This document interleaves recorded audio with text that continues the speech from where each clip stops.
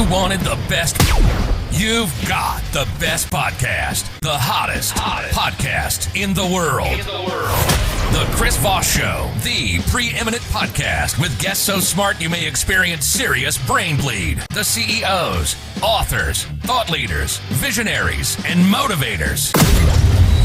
Get ready. Strap yourself in. Keep your hands, arms, and legs inside the vehicle at all times, because you're about to go on a monster education roller coaster with your brain. Now, here's your host, Chris Voss. Hi, folks. It's Voss here from the ChrisVossShow.com. There you go, ladies and gentlemen. That's how you know it's official. It bears the official stamp of the Iron Lady on the Chris Voss Show. For 14 years, I sung that line, and you come up to me at shows and events going, thechrisvossshow.com, and it got kind of scary. I always had to call security because I never know who any of you are when you run up on me at a show. We hired her to do it. So if you ever see me at a show, you've got to go find the Iron Lady and tell her how much you really like the show. And you like her little limerick she does, or whatever the hell you call it. We had an amazing author on the show. When don't we, damn it? There's never a darn time where we don't have an amazing guest on the show. Unless it's just me talking to the mic, and then that's just a group of idiots. But the rest of the time, we have the most smartest minds that come to the show, share with you their journeys, their insights, their expertise, their cathartic moments in life, their lessons they learned, and as we always say on the Chris Voss Show, stories are the owner's manual to life. I need to put that on a shirt or a coffee cup. And if you do it, I'll sue you. So wait for me. We'll have those. Those will be in the gift shop when you do the tour of the studio. There's no gift shop. Anyway, we have an amazing author on the show, the very lady with her newest book that's just come out May 14th, 2024. The Third Perspective, Brave Expression in the Age of Intolerance. Just came out tomorrow, actually, with the book. And we'll be talking about her insights and all that good stuff and what's going on in the world so we can be better darn educated. Africa Brooke is the author. She's a Zimbabwean-born consultant, coach, speaker, and podcaster. She's recognized for her work in overcoming self-sabotage and self-censorship. She's the founder and CEO of Africa Brooke International. She provides consulting, coaching, and support to a global audience. She hosts 2 personal development podcasts, Beyond the Self and Unthinkable Thoughts. We thought about making that show, our show, Unthinkable Thoughts, but no one liked the thoughts that I think. So I think people like her thoughts better. Mine are dark and dangerous, and it depends on which person I was talking. She's also a frequent guest on TV shows, podcasts, and radio broadcasts. Her insights have been featured in publications like The Guardian and has been delivering keynotes at prestigious venues, including Cambridge University. Welcome to the show. How are you, Africa? Thank you. Oh, that's a mouthful, isn't it? The bio. I love calling you Africa. I feel like I'm just talking the whole continent at this point. Thank you. It's a big one. And you know what? Yeah. I love the energy that you've started this off with. So I already feel good. But thank you so much for having me. It's a pleasure to sit with you. Thanks for coming as well. And folks, we're hosting Africa today. We'll have India on next week. No, I'm just kidding. So there you go. So Africa, give us your .coms. Where can people find you on the interwebs? Yes, so you can find me, the social media, the only one that I use is Instagram, and you can find me at Africa Brooke with an E at the end. My website is africabrooke.com, just so you can get a full picture of my work and what it is that I do. And if any thoughts come up in this or something that you disagree with or strongly agree with, you can get in touch with me and we can continue the conversation. There you go. And if you want, you can box it out with her. Yes, please. I just had this image of a fight in my head. I don't know what's going on. That Tyson thing's, I'm just waiting for that Tyson fight with that one annoying guy from social media. There you go. So give us a 30,000 overview of your new book and insights, The Third Perspective. So to me, and this is why I'm always so curious about how that title lands for people. To me, the third perspective, I see it as a call for people to step out of the binary. I feel like, and it's actually not just a feeling, but it's also an observation based on the data that I've collected, working and speaking with thousands of people. We're in a time right now where there's so much pressure, and I wonder what you think about this, Chris, to pick a side, to prove your goodness in some way. Are you left? Are you right? Are you pro? Are you anti? Are you woke or anti-woke? Are you with us or against us? And especially now at the time of recording this, I know that people are feeling this more than ever. So to me, even though I started writing this book 3 years ago, I just want people to realize that we don't have to buy into these rigid categories that people are placed into. You know, it's an invitation into that third perspective where there is nuance, where we get to say, actually, I don't agree with this, and this is why, where we get to have dialogue without feeling like we need to force people to share the same worldview. And the subtitle is Brave Expression in the Age of Intolerance, because I think it's no shock to anyone that we're in this time where people are constantly walking on eggshells, terrified of saying the wrong thing because you might be cancelled for it, XYZ. But I think we need to push back on this culture. I think we need to be more courageous. I don't think we should just accept this as the norm. So through my work as a consultant, as a writer, as a researcher, I don't just want to give people the why of why we've become intolerant, the why of the so-called culture war. I think we're at a point where people need actual solutions. And this is what I want to do with this book. I love it, because we do need more of this. Right. We do need, we do need to talk to each other. We need to work together. We need to quit this extreme tribalism where, and you put it just perfectly, people feel like they have to pick an extreme side, maybe. I'm a moderate Democrat. I've kind of moved around from both sides of the spectrums and both sides of the political spectrum. And I've talked about this on the show. I think most people know. But to me, I feel really comfortable being a moderate. I think the extremes of both parties move the goalposts on me. Yes. And where there was a time where I was a Republican, and there was also a time where I was a liberal, and I probably still am, like, technically a liberal when it comes to the liberalism of the Constitution and things of that nature. They move the goalposts with the woke folks. And, I think it's really important. And the other thing you mentioned is feeling like we're being forced to identify with either team. And then we have to start running our PR and talking, with those talking points. Yeah. And to me, what I found very comfortable at being a moderate Democrat is I've been able to sit with both sides and go, okay, I understand that, this side maybe isn't a big fan of abortion, but what are they trying to accomplish? What is important to them? And maybe what they're trying to accomplish isn't going about a way that's going to work for them or in a way that's going to work for everybody. So how do we figure out how to meet in the middle? How do we try and figure out how to build bridges? And politically, we used to do that up until after Tip O'Neill. Right. And we need more of that. Yeah. When I have conversations with people now about politics, and I only do it with people that I feel are smart enough to be able to deal with it, the first thing I do is I lay a foundation. I go, we're going to lay a foundation first. We're all Americans, and we're going to have this discussion as Americans, not as, left and right. We're going to have this discussion as Americans.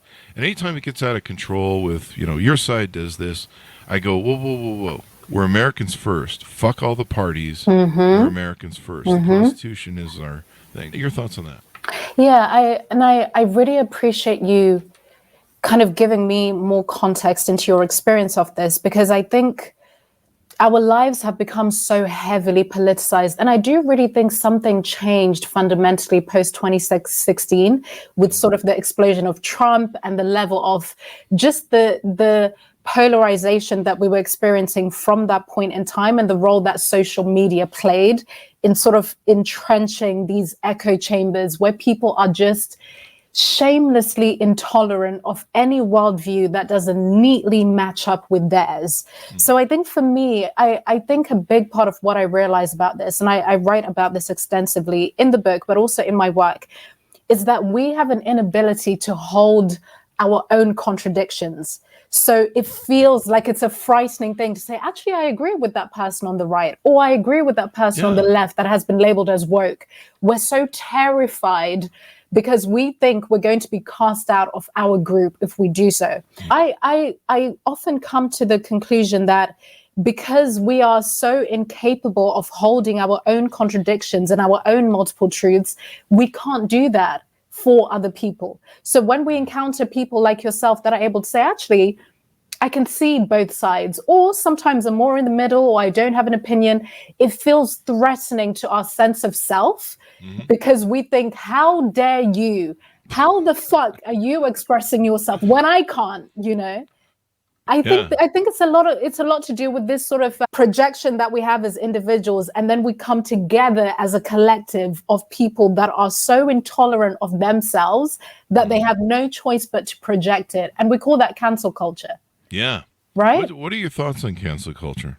Oh gosh, you know what? I coined a term that I think is far more useful: collective sabotage, because I think what cancel culture does, and I'll go into exactly what I mean by that.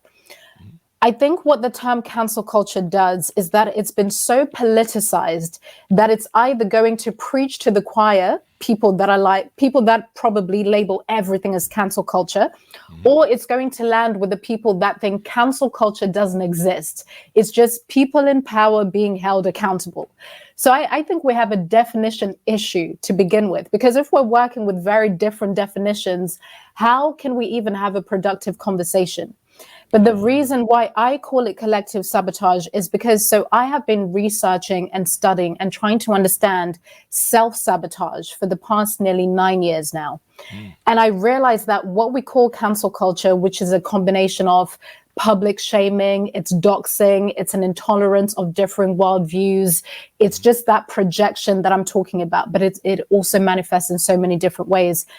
It can only be made up by individuals who are in their own mode of self-sabotage, individuals who lack awareness, individuals who lack critical thinking, who are driven by the fear of having their worldview shattered to pieces through questioning. So then we end up coming together as a collective. So to me, collective sabotage just illustrates what we call cancel culture so much better. But I think it's a huge problem, which is why I wrote this book. And I'm bold enough to say that my work and this book is the antidote to cancel culture, because I haven't seen people fuse the why and the how. I think it's so easy to go on a rant about cancel culture, about the woke, but how many people are offering us tangible solutions as to how we can actually start to navigate this environment that we're in? I think cancel culture is a very, very big problem. And at the same time, I think the language of cancel culture is not useful because it's not specific enough. And you find that we'll never come to a point of agreement of how to even fix the problem if we're working with different definitions. So that's sort of my thinking around it. I love this, the term that you've coined, collective sabotage. I think we do need to redefine cancel culture. It's kind of funny. I find it ironic and kind of hypocritical how both sides seem to complain about it, but then they both enjoy it. They love it. Like I've seen people on Fox News say, "I'm being canceled right now." And we're like, "We checked this viral thing. You're not being canceled. You're just throwing yourself up on the cross, and we need the wood."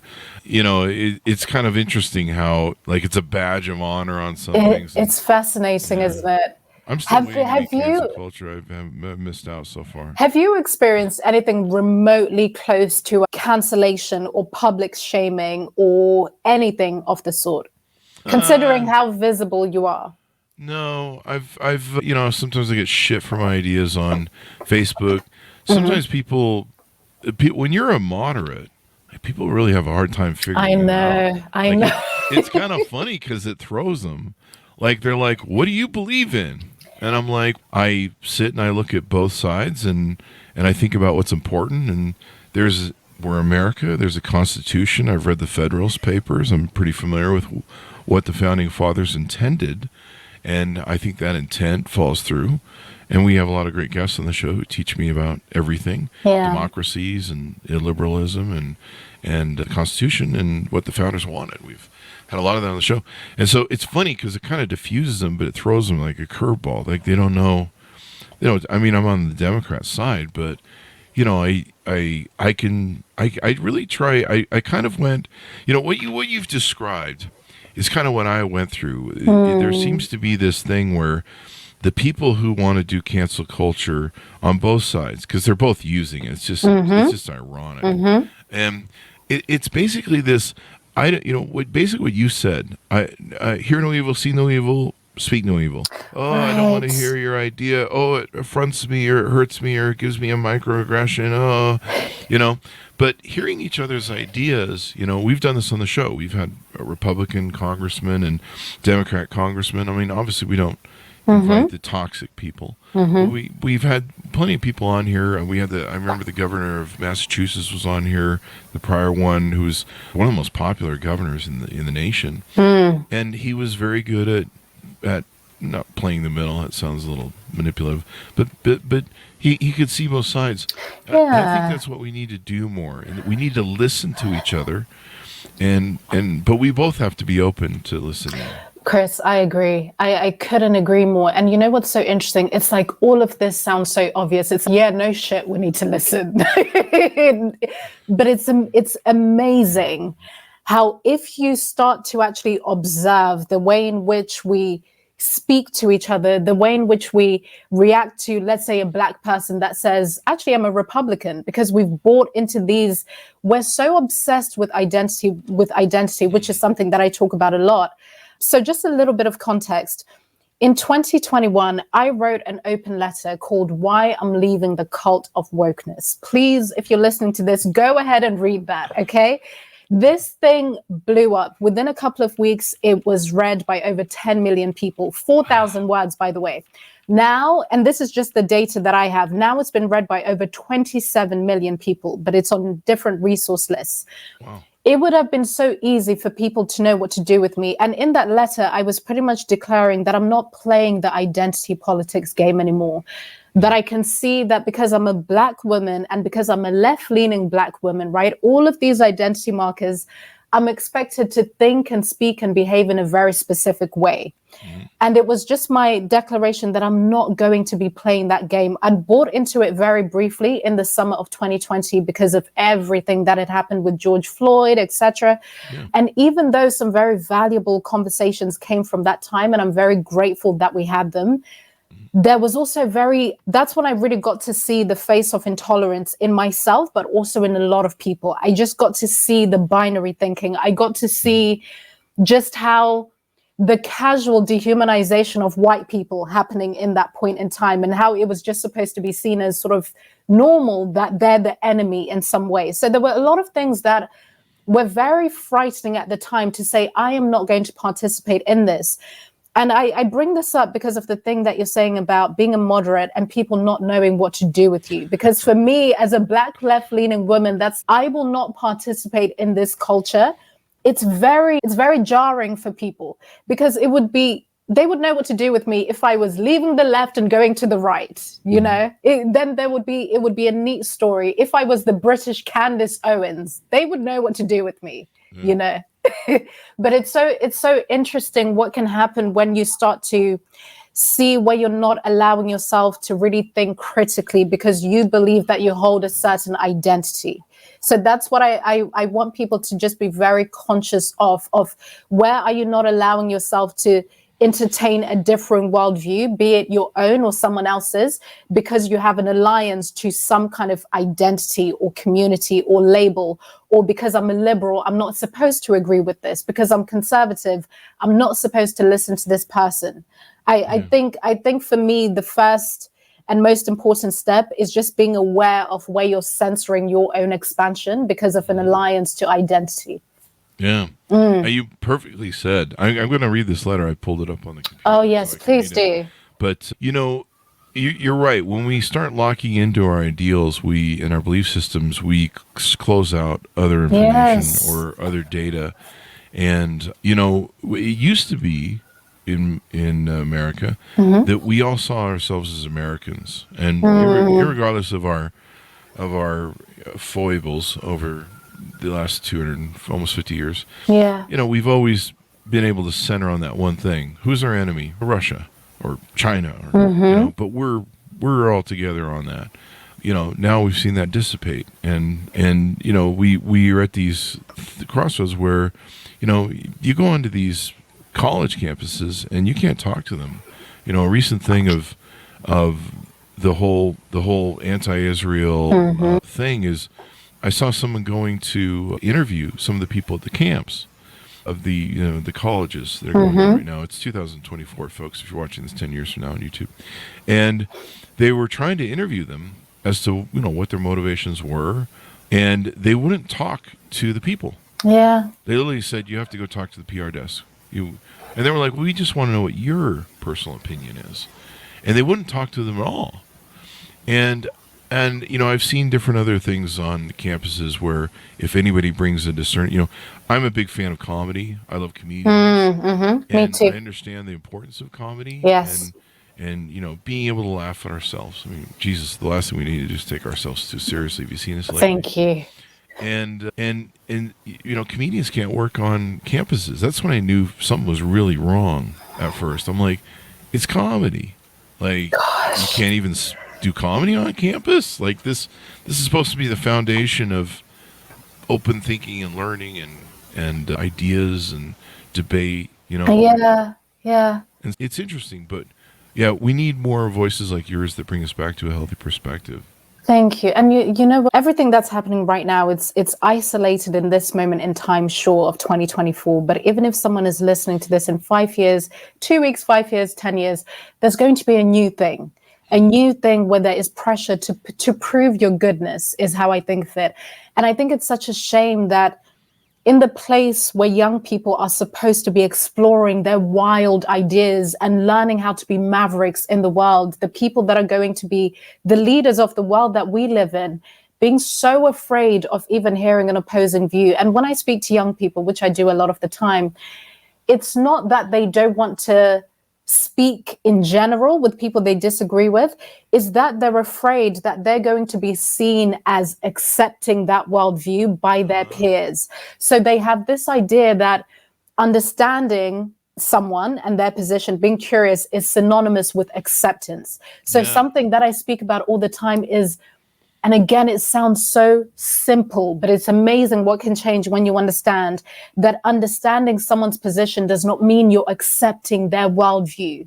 Yeah. And I think just that in and of itself can show you why we're so afraid of even entertaining an opposing view, because we think that will experience cancellation by proximity. Yeah. I mean, that's what I get down the middle is, people be like, so what do you, again, people should have their freedom of choice and their rights and what they want to take and do. And it's kind of what our whole freedom thing's about. Yes. And, they're like, so do you support this? And you're like, no, but I understand why family's important to them. And by sitting and being able to look at the two different arguments, you can then go, okay, so I see what's important for them here, and maybe the way they're going about it isn't working clearly, and they're angry about it. And so we need to find a better way. And same thing with these people over here on the other side. And so at that point, you can start going, okay, so how can we find a way to cut down the middle and try and bring everyone together where, this is a country where not everyone's going to get what you want. That's the way it is. That's the way it always has been. And that's part of a thriving democracy, is the fact that we can debate, but we're still Americans. We can debate. Yes. We can play with ideas. I mean, what made America great is we were the cornerstone of all the great ideas in the world, because we have the great engineers and basically freedom and the ability to be rewarded for your contribution. If you worked hard, if you came with great ideas directly to that. I used to look when I was a kid at Russia and communism, and it was a killer of the human spirit, the human ideas, because it told you, we don't care how hard you work, we don't care how great ideas you come up with, you get the same dole out as everybody else. Yeah. So why bother, right? Gosh. And you're just like, okay, I'm just going to give up and have my little bread line here. Yeah. And that's what it does. And so we need to recognize that. But that's the only time where, now I have more thoughts where when I sit down, I look at people's polarized points, I can go, how can we design something that works for everybody? And we may not agree on everything right now, but maybe we can start there. And that's how kind of negotiations work.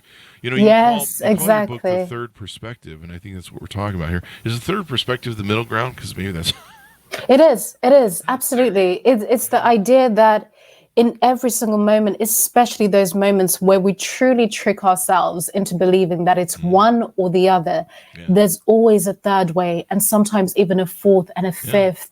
And what I also like to think, how I like to think about it, Chris, is that we are all embodiments of the third perspective, whether we fucking like it or not. Because guess what? You don't neatly fit anywhere. You change your mind all the time. Sure, you have your belief system, which is the root, but your worldview constantly shifts. You meet someone who makes you think a little bit differently, but maybe because of your alliance, you push back onto it. But we're more fluid than we like to think. So for me, just what we're speaking about now, it's already so refreshing. And I can imagine that there's so many people listening to this, maybe even surprised that a Black woman is speaking in this way, because again, we've been made to believe that this is a right-wing, white, cis-het man position to take, which is just, mad in and of itself. But I think one of the first things we can do, which can really help lift us out of this hopelessness, which I think we can all feel on some level, is to admit that the culture that we've created is stifling us. It's robbing us of intimacy, of interesting conversations, of dark humor. When was the last time you saw a film where you thought, oh, that's good? They were able to do that? I can't remember the last time that I experienced a piece of mainstream art that was daring and risky, And I think it's all part of that sanitization of just censoring slowly. So I think brave expression is not a nice to have. I think it's urgent. Definitely.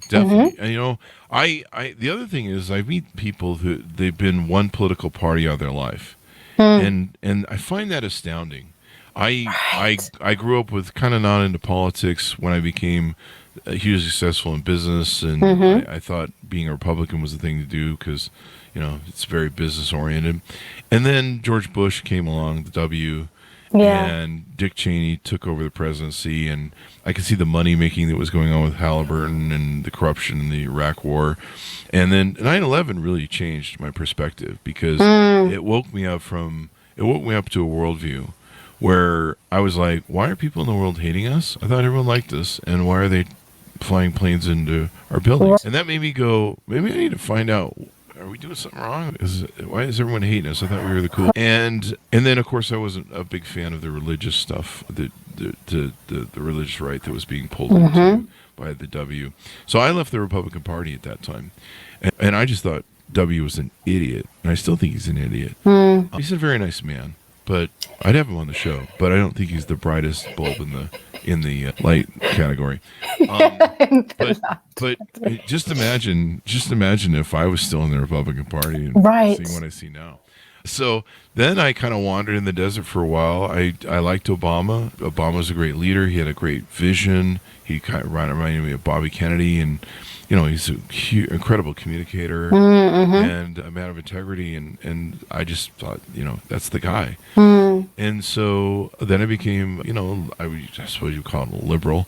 And then over, the George Floyd era and certainly the Donald Trump era, I became very woke and was really angry about a lot of things because I was getting gaslit every day by it. Yeah, yes. And, I understand the Constitution, the rule of law, and why all these things are important.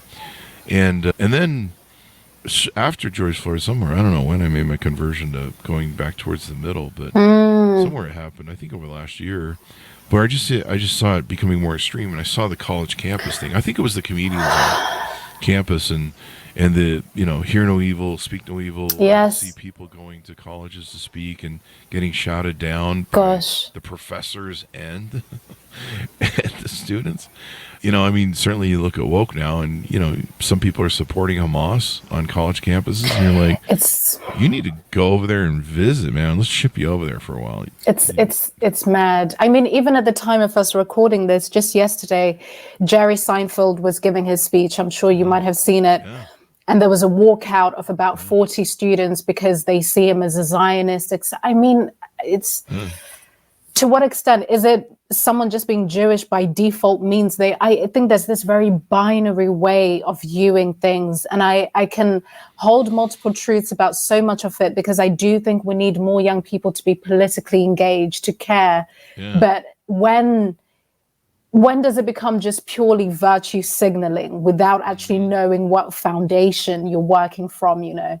So I think even as you were speaking, one of the main things that comes to mind, which I talk about a lot, is that everything gets to be a case by case basis. Yeah. You know, you get to think about it and to assess and to see whether something makes sense or not, and to ask tough questions even to yourself. Yeah, I think we need it. I think we need it. Yeah. And I think we need to be wary of politicians that try and push it to extremes. I think we need to find more of those politicians that talk down the middle. Yes. There's one that's really big on TikTok, and I think they gerrymandered his position out. But, you know, he gets on and he just does a straight talk. And I like that. We've had a lot of politicians on the show that I allow on that you can have a conversation with them. That's good. That's good. It's calm. Yeah. We're not slinging monkey crap at each other. And so I like politicians like that. And I think we need more of that. I agree. Yeah, because as leaders, they inspire us. That's what the founding fathers wanted. They wanted people who are the common working people and technically the smartest, like scientists and other things. Yes. Go to Washington to figure stuff out. Instead, we've got these performative crazies that they pull stunts. I mean, these stunts are crazy. So your book gives people more of a roadmap and how to get into that. And it does. And how to do that. There's a framework you have called of 3 pillars called awareness, responsibility, and expression. Give us some depth on that, if you would, please. Absolutely. So the biggest case that I'm making, just in my general work, is that I think one of the biggest things underpinning cancel culture, collective sabotage, a culture of intolerance is self-censorship. Where you begin, and I'll just define self-censorship very simply. Self-censorship is when you begin to withhold your ideas, your thoughts, your opinions, your general expression, because you believe that you're going to be punished for it. So there was a time where maybe you could have believed that you'd be punished by your family, your local community, but now you can be punished by a shit ton of strangers in a comment section. Okay, so times have changed. So I think self-censorship is a serious problem, because when you start to self-monitor, self-surveillance, and self-edit your speech to the point of speaking in a way that isn't even remotely human-like, where we put so many disclaimers and caveats and sort of Twitter speak, infographic speaks, it's just mad. To get from that into what I think of as mindful expression, as brave expression, where we can speak our minds and still be compassionate and still be empathetic and think critically and ask hard questions. A lot of people want to jump to expression. What do I say? What do I do? But we need to go through the phase of awareness. What are you actually afraid of? What do you think will happen when you speak your mind? So I'm going to take you through all of that as the first part of the book, because again, it's not a memoir. It's not a rant. I don't think we need any of that anymore. I think we actually need something tangible and solid, so we realize and learn how to actually communicate effectively and more mindfully and push back on this culture. So we go through awareness. What are you afraid of? And then we go through responsibility, where you have to take responsibility of your so-called wrong thoughts.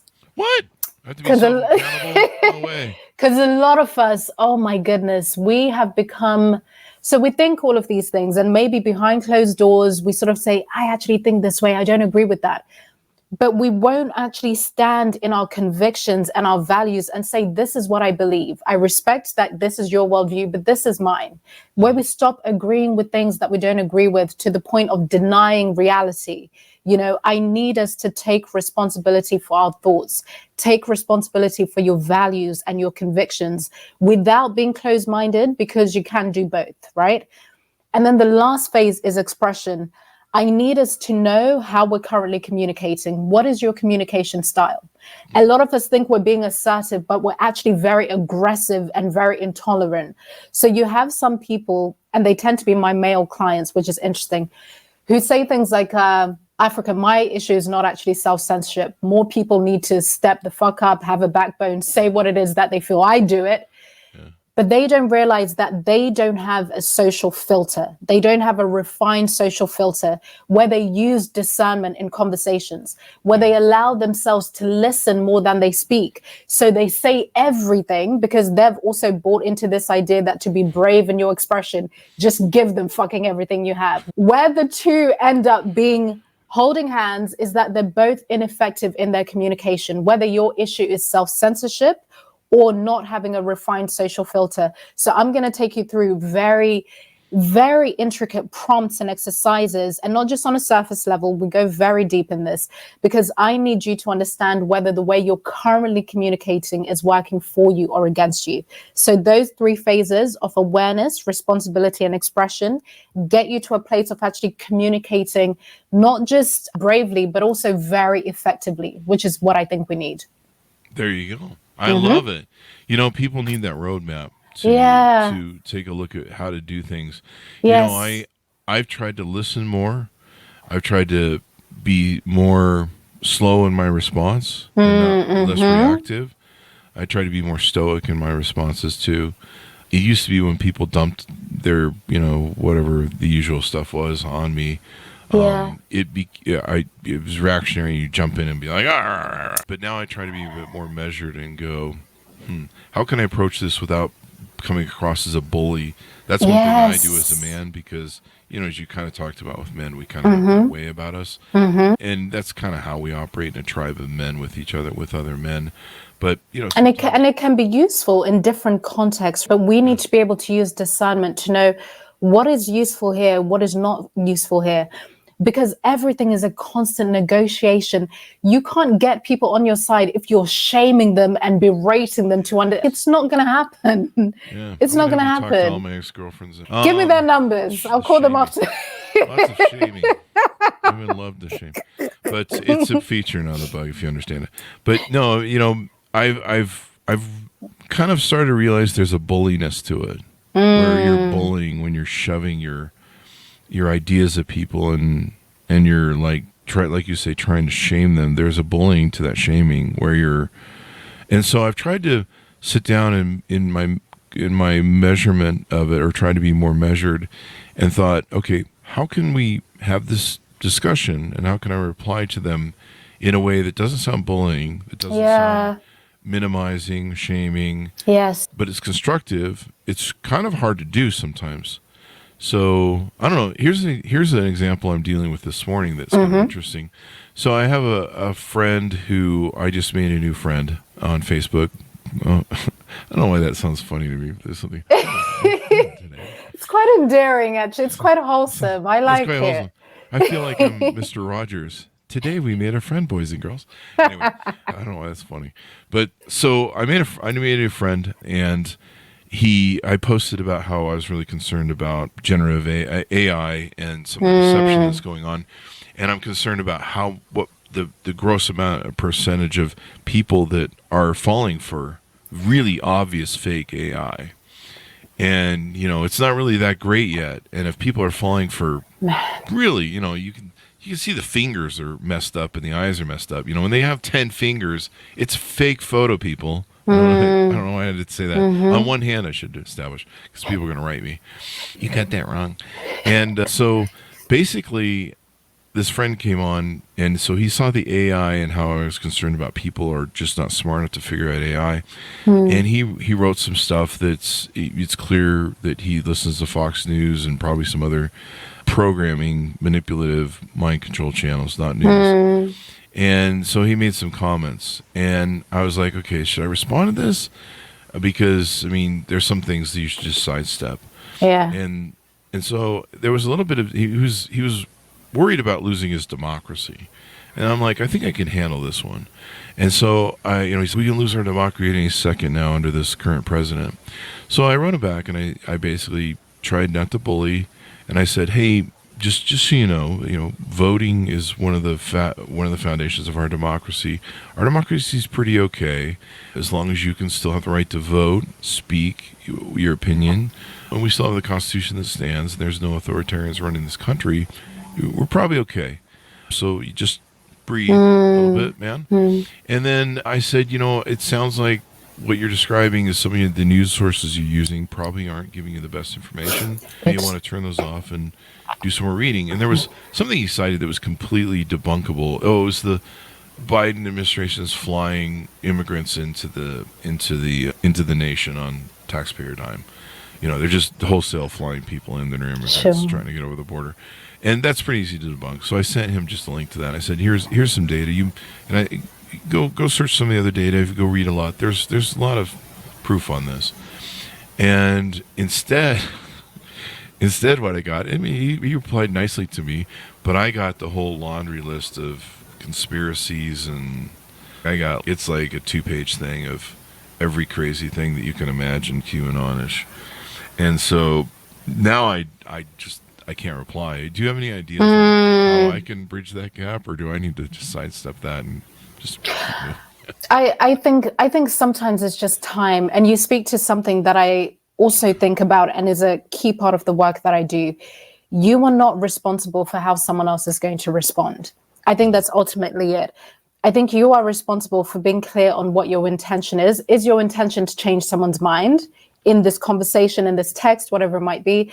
But also you can't have any over-attachment to what the response will be. You have done your part, so you have to just let it marinate for however long it needs to. I think sometimes we have an expectation, whether we will admit it or not, it's often subconscious, but even conscious. We want the person to respond in a certain way. We want them to value the information we have just put forward, how intentionally grounded and nuanced we have been in this message, so they should understand and get on board. That's not how it works. Especially when the person has deeply entrenched beliefs and values around what they're talking about. I think all you can do, which it sounds to me you have done, you can plant the seed. But you don't get to decide how it's going to grow, when it's going to sprout, or what. That will take care of itself if it needs to. So I don't even think there's a neat conclusion to any of this. I think you just have to both on some level accept that this is where you agree to disagree, but him agreeing with what he does and you agreeing with what you do, it doesn't directly impact your life really. So I don't think it's right. So I think sometimes what I'm trying to say is that we need to have a detachment to the outcome of a conversation or us reaching out. I think that's very important. Again, sounds so simple when you say it, but it's amazing how much the ego will not fucking allow you to practice that, because we want the person to agree, especially if we have any kind of personal relationship. It's almost like we tell ourselves, if you value me enough as a person, you will see things where I'm coming from. That's not how it works, I love how you really have this down. You've really analyzed this a lot, and I'm just sitting here learning. And the way you describe it too is so easy to understand. You mentioned or alluded to not being offended by the response, where you feel like your ego's attacked, and you're like, geez, I gave them smart information, and they just try and dump on it. And, I'm offended now, so F that person. And right. We're so quick to, this is another thing that I had to spot in myself first, Chris. And a lot of these things, I really want people to know, I am not preaching at you as some kind of expert. No, I had to notice these things and accept them and work at them in myself first. But I realized that another thing for me was to just learn to observe my own ego in action, as in, what is my intention here? Am I trying to get someone to change their mind because I truly believe that I have something useful to say? Or am I leading with self-righteousness on some level? I know more than you. You are, kind of we do a lot of these things without even realizing that we sort of assert our worldview. Sometimes it's positioned as concern, which I find so amazing. When you spot it as yourself, I'm just concerned about my friend. So let me just give you all of these links to this. So I'm always just checking myself to be like, Africa, do you really care if this person changes their mind? Or do you want to sort of assert your worldview because it strokes your ego in some way? So I think it can be very interesting when you take on the role of observer to be like, that's interesting. What's my motivation to share this thing, or to, you know what I mean? Yeah. It's I love how you're having us really start thinking about how we're receiving the data, how we're interpreting it, how we're reacting. and you're going to have me thinking more. I've ordered your book on audiobook for tomorrow, I guess. And that's how I consume everything I do in the car and gym.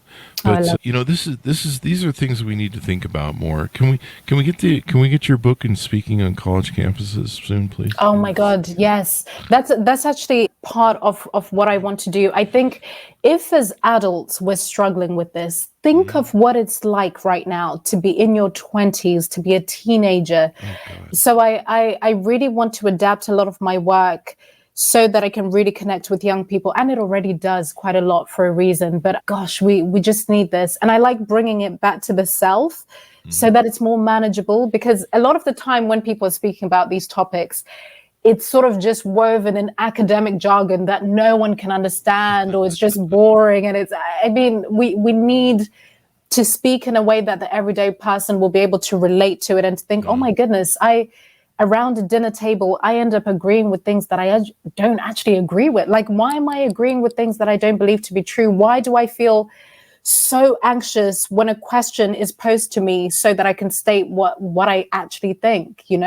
Why do I go into that mode of bullying when actually I would be served better if I was to just retract a little bit and allow myself to be uncomfortable, but listen to what someone has to say, So I like bringing it back to the self, because I think it's just much more manageable and realistic.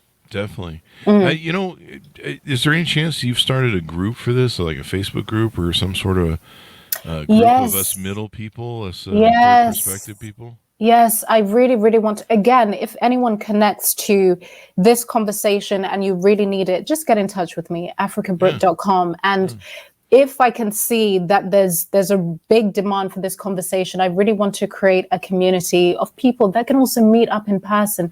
Because I think also a lot of these conversations are only had online, so people don't really get to see the proof of like-minded communities.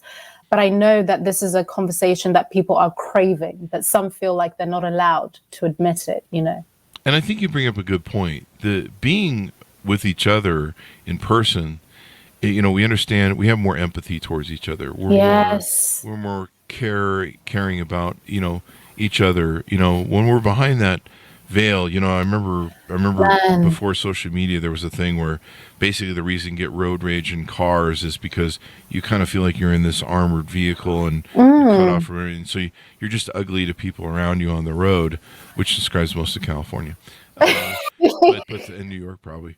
But you feel like you're protected, and on social media, you're just seeing someone's avatar. Yes. And you're not seeing the humanness of that person, and it makes a difference in person. But I would love if you had, because you're such a great mind on this and leader, if you had a Facebook group or third party group where you had people because I need a home. I don't have a home.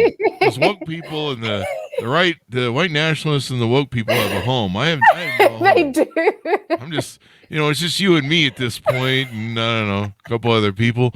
We need, but then I don't know. You'll probably start a Facebook group and people I'll fighting make it over. Happen. You're not doing the third perspective right. No, I'm doing the third perspective. No, the third perspective is done this way. No, it's done this way. I'm a right-winging third perspective, damn it. It always happens, right? You know what? It's crazy you say that. That's something I think about all the time, Chris, that you go from one echo chamber and you have to be so careful because you can neatly end up in another confined space. Yeah. But I think I'll make it happen, because we need this, and we need to laugh. We need to laugh about these things, no? Yeah. Maybe we could just, because I like the idea of this group, because we can just laugh at everybody else on the left. Hey, you see what those stupids did today on the right? Which is what I do anyway on my humility. Facebook. So it's going to be a very humble group. See, we need to have you lead this and set the rules, so you can be like, oh, you guys are being humble. Get in the line. There's no left and right third perspective. Not here. Not in this house. Only the third. So there you go. Give people your final thoughts and pitch out to order up the book as we go. Yes, I really want you to know again that the way that I'm putting this together is that it's a roadmap that is specifically designed for you. It's not me saying this is no. You get to design this. And when you get the book, you will see exactly what I mean. And you can refine it as you change, your roadmap changes as well. And again, I think there really is a tangible way we can push back against cancel culture. And I know that this book has done that, because I have tested this method solidly for the past 5 years with thousands of people. Nice. And I really do want you to experience this, because I think the level of hopelessness that we all are starting to feel, I don't think we need to just accept it as the norm. So please accept this as my gift to you, the third perspective. There you go. Now, one other idea for you, and I know you're really busy, and people used to do this to me all the time. Here's some ideas for you, Chris. How much time do I have? Maybe a video series or a recorded movie series. Yes. I remember, I forget the gentleman's name. I think he was an NFL athlete, but after George Floyd, he started holding these conversations. Was it Conversation with a Black Man? He started holding these conversations, and they were really enlightening because they were calm. And they went viral, and I think amazing. What was it called? I'm trying to see if I can jog the Uncomfortable Conversations with a Black Man by Emmanuel. Here, it's cutting off on the Google. Come on, Google, get going there. Emmanuel Acho. Okay. And I don't know if you saw the videos, but it started as a YouTube series. This is his book, Uncomfortable Conversations with a Black Man. But he started a YouTube series I think it was after George Floyd was the proponent of it. And he started sitting down and talking to people about, and he would have really rich conversations. And he would invite people who were from opposing thoughts, like maybe some people who had racism and had prejudice against certain different ideals or political standings. Oh, I love that. And he would have a calm situation, and by the setting that he would enable, a video series like that. I know we had somebody just recently on who they were one of the first people to do those cards that you can get where you can enable conversation. Yes, and he won several Emmys for putting a couple together and having them talk about stuff they maybe never talked about. And so if you ever, I know you're busy, so. No, but I'd love to create something. I think that's why my second podcast, which is more of a show, if you will, Unthinkable Thoughts, is exactly about that. Bringing the things that we think we can only speak about behind closed doors, really bringing them to the fore. And again, in that same respect, having it in a way that isn't just antagonistic debate style. I just want to make really beautiful, potent work with this topic, because I think we need something that is not just fueling the division that we're speaking out against, So if anyone listening to this thinks we can create something wonderful together, get in touch. There you go. We'll do it. And then we have your .coms, right? Yes. There you go. You are the person I'm betting on to save America. So please do. It's on you. Don't feel too much pressure. But, I accept. There you go.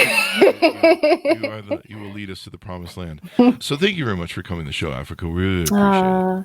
Thank you so much. This was I can even just feel an expansion in my body, and just you've really affirmed and validated my work. And I've just loved how much laughter there was in this conversation. So thank you so much for having me. And thank you. I mean, I finally found a kindred spirit in the middle, because there's not I believe there's a lot of us in America. There are. We saw that where there are people in the middle across political spectrums to vote for whoever can carry this democracy forward for another 4 years. You have to vote for the Constitution and whoever can be the best steward of that. And we're all stewards of this. We just had Eddie Glaude Jr. on this show talking about how we're all leaders and we're all stewards of this democracy. Yes. We're all responsible for it.